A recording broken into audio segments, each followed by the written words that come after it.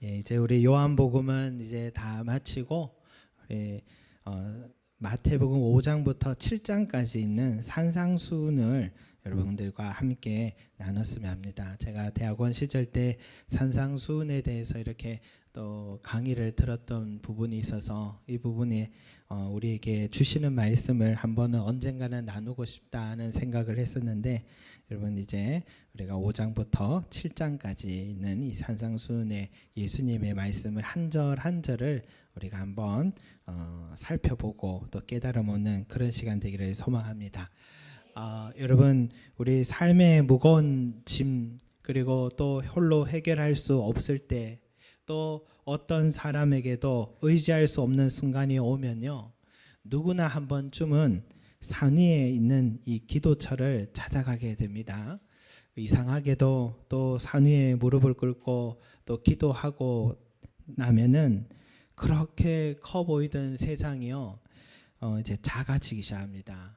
그러면서 또 느끼는 것은 하나님은 여전히 내 삶과 세상 속에서 일하고 계시다는 이 묵직한 믿음이 내 안에서 생겨나기 시작합니다. 그래서 산에서 내려올 때는요, 세상 그 어떤 권세 있는 사람보다도 더 당당한 발걸음, 흔들림 없는 눈빛, 평안을 가지고 내려오게 되는 것입니다.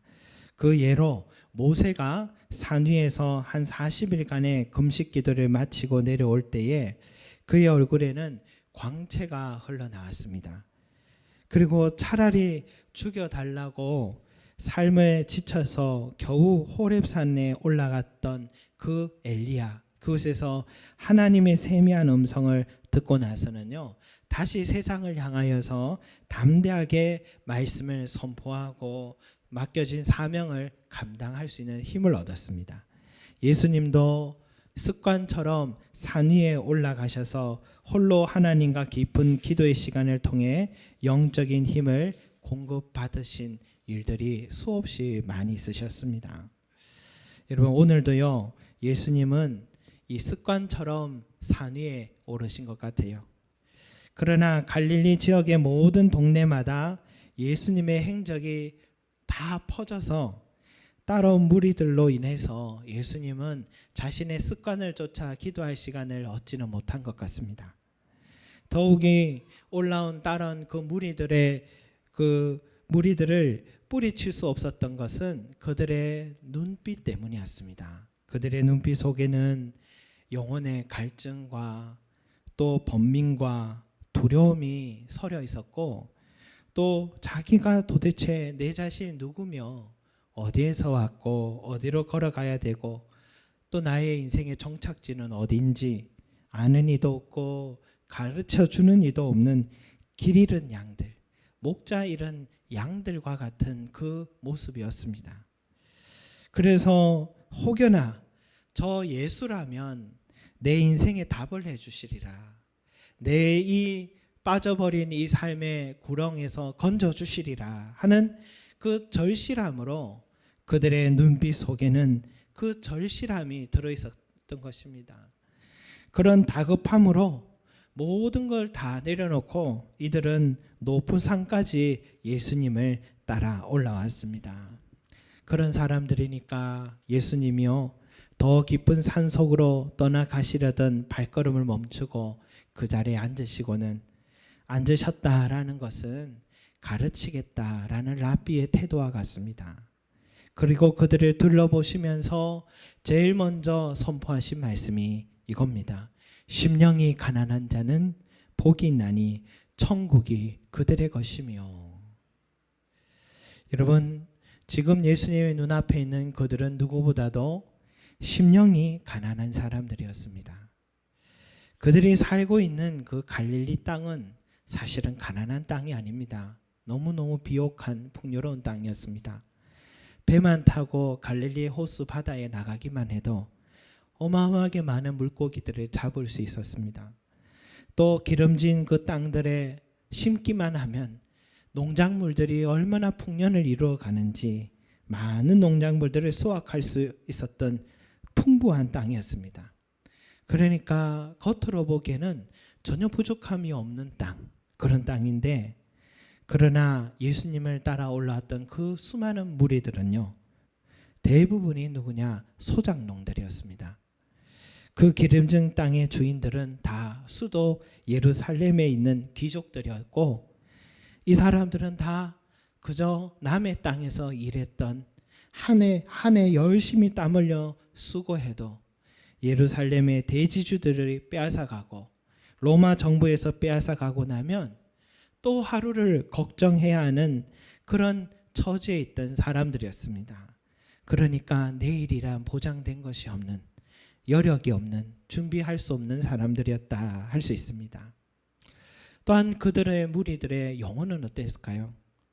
외식하는 바리새인들, 사두개인들, 그들을 통해서 하나님을 알아가야 됐으니까, 하나님을 만나야 됐으니까 하나님을 잘못 배웠습니다. 하나님의 성품을 삐뚤게 배웠습니다. 여러분, 하나님의 뜻과는 전혀 다른 율법 교육을 받음으로 인해서 그들의 영혼은 메마른 나뭇가지처럼 죽어가고 있었던 것입니다. 그러니까요, 그 무리들은 육적으로도 현실적으로도 영적으로도 절대적인 빈곤 상태에 빠져 살아가는 사람들, 그들이 바로 예수님이 말한 심령이 가난한 자들이었습니다. 그러니까 이 결핍한 상태, 심령이 가난한 자, 여러분, 예수님을 따라온 그 무리들은 자신의 이 심령 가난한 상태를 어떻게 하면 내가 해결받을 수 있을까, 진리를 깨달을까, 지금 예수님의 입만 쳐다보고 그 입에서 무슨 말씀이 나올까 지금 기다리고 있었습니다. 그런데 예수님은 기대와는 전혀 다른 말씀을 하십니다. 심령이 가난한 자는 복이 있나니.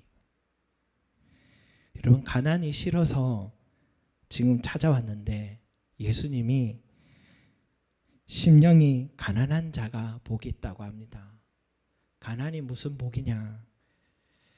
그저 예수님도 저 가진 사람들처럼 너희들의 삶을 순응하고 받아들이고 살라는 그런 생각이냐? 가난처럼 고통스럽고 혐오스러운 것이 어디 있느냐? 말도 안 되는 소리다라고 생각했을 것입니다. 여러분, 그 무리들만 그렇게 생각했을까요?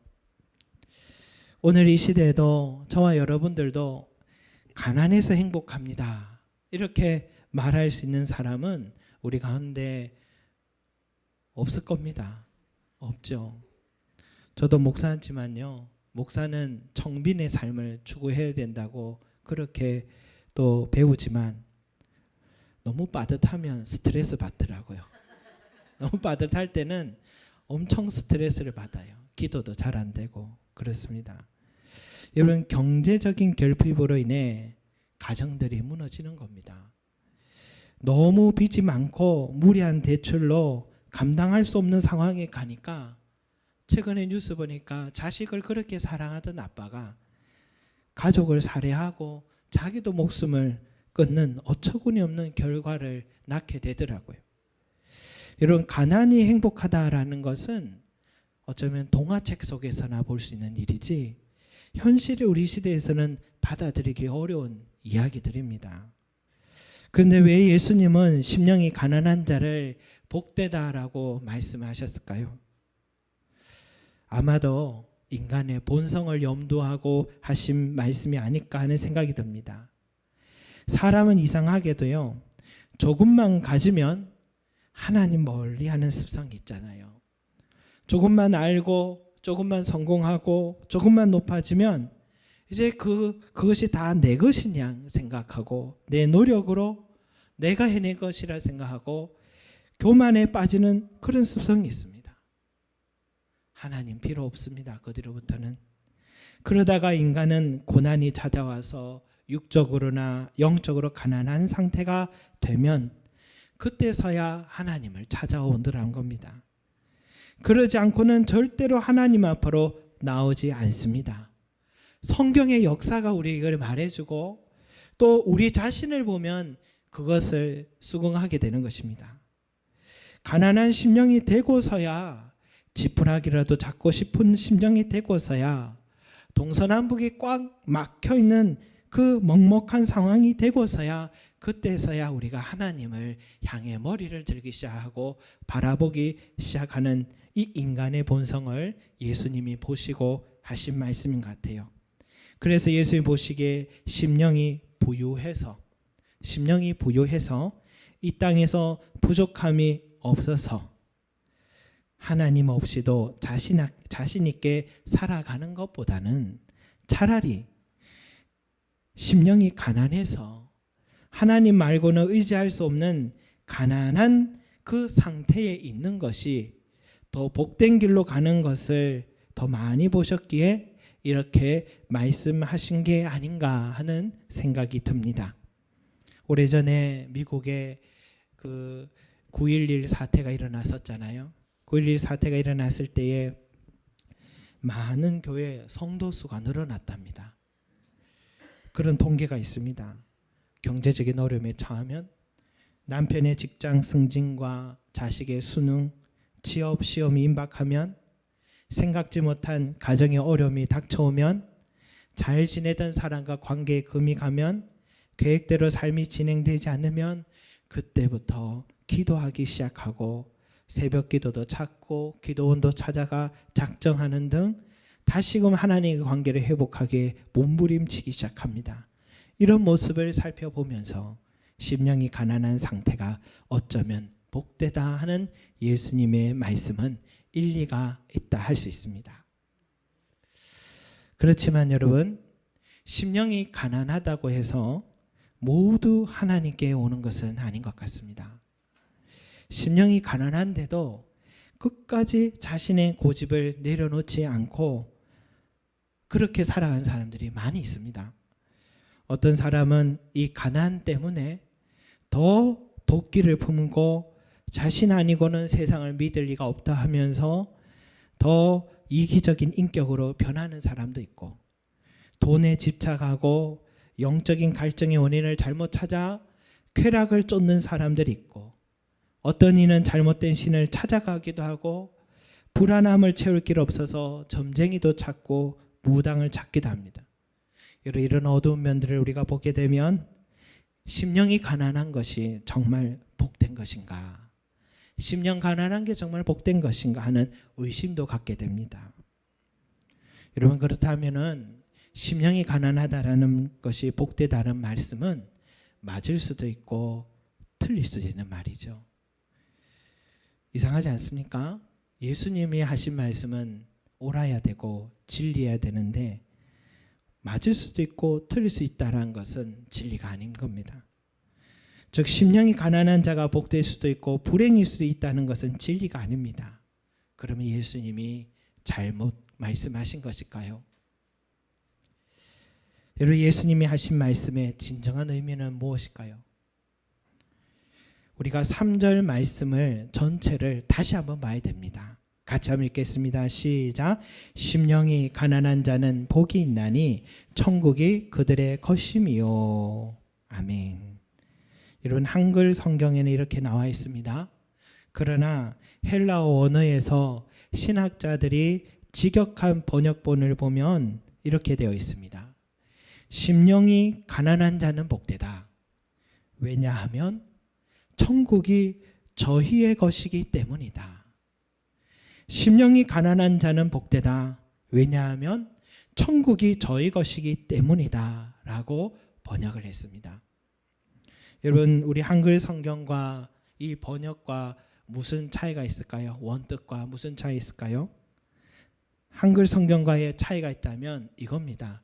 왜냐하면 무엇 때문이다 라는 이 접속사가 한글 성경에는 빠져 있습니다. 원어에서는 접속사 호티라는 헬라어가 들어가 있습니다. 그래서 여러분, 왜냐하면 천국이 저희의 것이기 때문에 복된 것이지 심령이 가난해서 복된 게 아니라 천국이 저희 것이기 때문에 복되다 이것입니다. 그래서 우리는 항상 심령이 가난한 상태가 복된 이유라고 자꾸 생각하니까 이 말씀이 어렵게 다가왔던 것입니다. 여러분, 이것은 제가 발견한 진리가 아니라 제가 신대원 때 그때 강의하셨던, 지금은 소천하셨던 저 그 교수님이 산상수훈에서 강의해서 알게 된 사실입니다. 여러분, 심령이 가난한 자가 진정으로 복된 이유는 심령이 가난한 상태 때문이 아니라 그러한 사람에게 가까이 다가온 천국 때문에 복된 것입니다.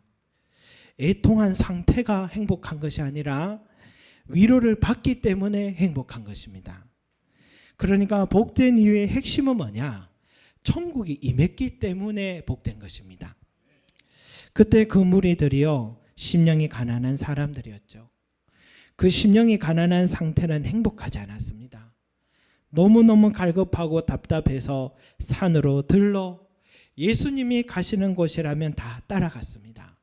그런데 이상하게도요, 예수님께 가까이 다가와 예수님의 말씀을 들으면 그 내면 깊숙한 곳에서 채울 수 없었던 그 갈급함이 채워지는 그 기쁨을, 위로를 누리게 되었습니다.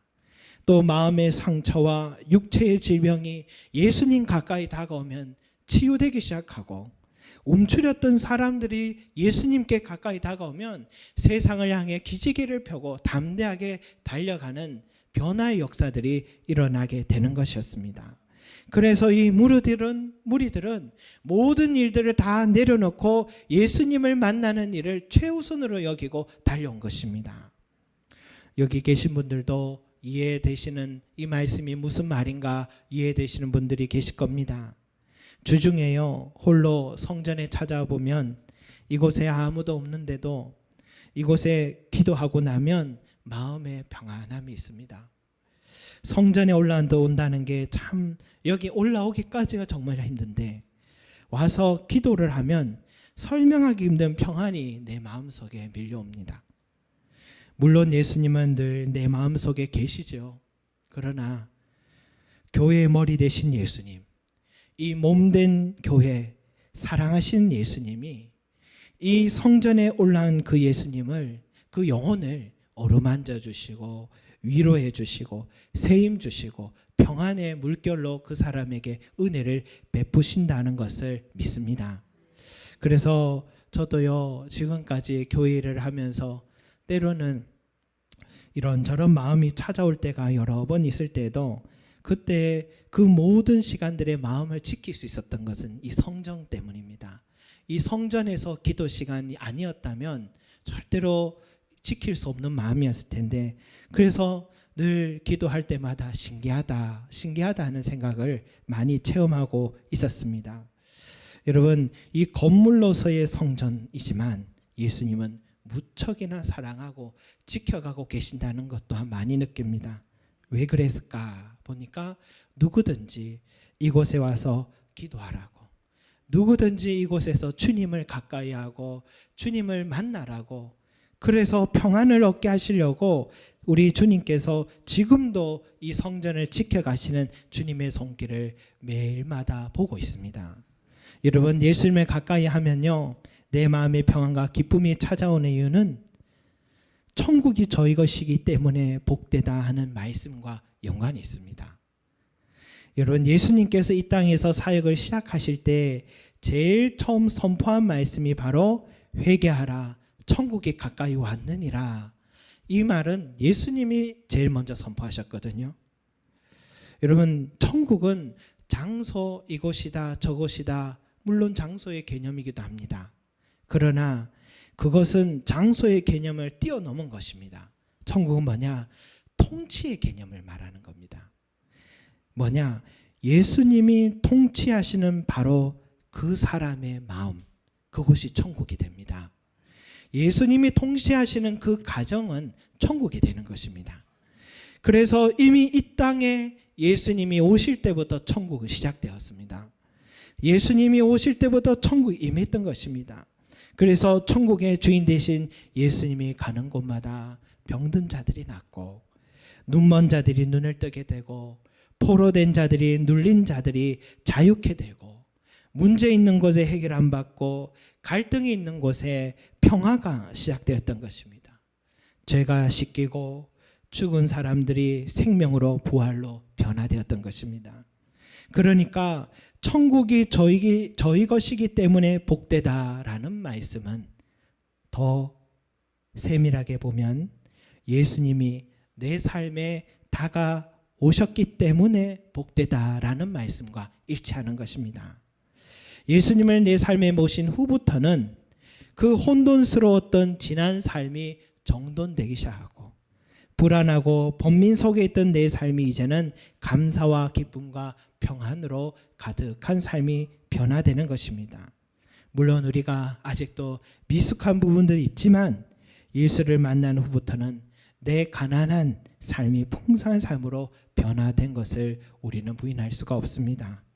여러분, 지금 이 시간에 예수님을 만나고부터 삶이 천국으로 바뀌었던 사례들을 말하라면 저는 여러 사람들을 여러분 사례로 말할 수가 있습니다.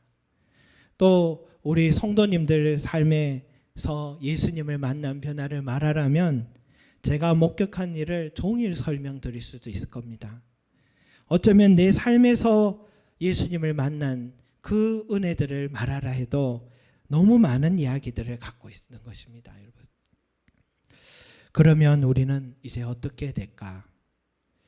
이번 주에 성경을 읽는 중에 이런 엘리야 시대의 이야기가 있더라고요. 북이스라엘의 왕, 이 폭군 아합 왕이 죽고 나서 그의 아들 아하시야가 왕이 되었는데요. 그가 단 2년만 통치하고 죽었습니다. 얼마나 허무한 인생이 되었는지.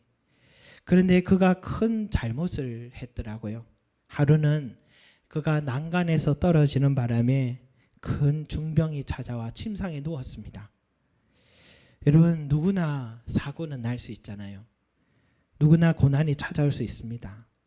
그런데 문제는 그 뒤에 이 아하시야 왕이 자기의 병을 낫게 하고자 바알 신의 제사장에 찾아가서 병을 낫게 해달라고 요청을 했던 것입니다. 그것이 결정적인 실수였습니다. 하나님은 엘리야를 통해 이렇게 말합니다. 너는 이스라엘에 하나님이 없어서 바알 신을 찾아간 거냐? 내가 올라간 침상에서 내려오지 못할지라 내가 반드시 죽으리라. 결국 아하시야 왕은 왕이 된 지 2년 만에 그는 세상을 떠나고 말았습니다. 저는 그 말씀 보면서요, 그 아하시야 왕이 그 고난이 찾아왔던 그 심령이 가난한 그 순간 때에 바알 신이 아니라 하나님을 섬기는 엘리야에게 찾아가서 요청했더라면 전혀 다른 인생의 결과를 그는 맞이하게 되었을 텐데 하는 아쉬움이 있더라고요. 사랑하는 성도 여러분, 심령이 가난한 그 상태에 그대로 머물러 있거나 하게 된다면 그것은 우리에게 복이 아닙니다. 진정한 행복은 어디에서 찾아오느냐? 천국의 주인이신 예수님을 내 마음에 받아들이고 그분의 뜻에 순종하고 그분 안에 살아가는 그 사람이 복된 인생이 되는 것입니다. 내 인생에 항상 결단해야 되고 선택해야 되는 순간이 계속해서 우리는 신앙생활하는 중에도 찾아옵니다. 그때에도 우리는 항상 예수님을 택하시기 바랍니다. 예수님을 우선으로 먼저 택하시고 예수님의 가르침대로 순종하시기 바랍니다. 머뭇거리지도 말고 손익 계산하지도 말고 주님을 먼저 택한다면 지금 내 삶이 아무리 가난한 상태에 있다 하더라도요, 우리 주님께서 놀라운 방법으로 건져주시는 그런 복된 삶으로 우리를 변화시켜 주실 것입니다. 심령이 가난하지만 주님을 선택하고 또 주님을 가까이 함으로 복된 인생이 되시는 저와 여러분들이 되시기를 바랍니다.